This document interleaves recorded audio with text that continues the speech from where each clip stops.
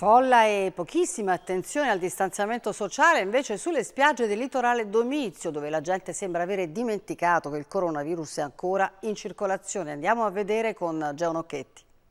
Senza mascherina? No.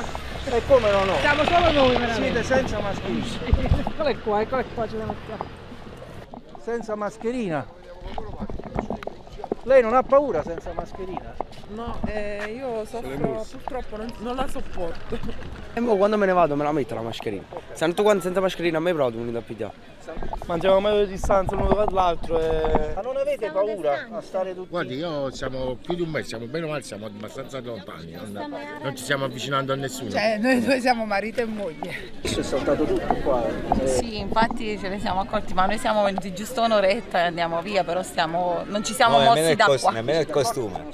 Non hanno bisogno di commento le interviste, non hanno bisogno di commento le immagini. Qui a Villaggio Coppola, Castelvolturno, questa grande spiaggia libera, lo avete sentito, sono saltate tutte le regole in assenza totale di controlli da parte del comune, mentre gli altri stabilimenti non hanno aperto per adeguarsi alle norme di sicurezza e dicono: a noi hanno chiesto chiaramente di adeguarci, ci hanno imposto anche delle regole ferree che stiamo anche rispettando, ma che cosa sta succedendo sulle spiagge libere proprio questa mattina?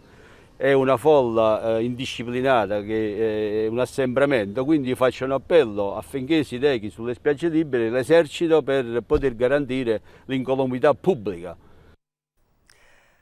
E restiamo a Castelvolturno per la cronaca.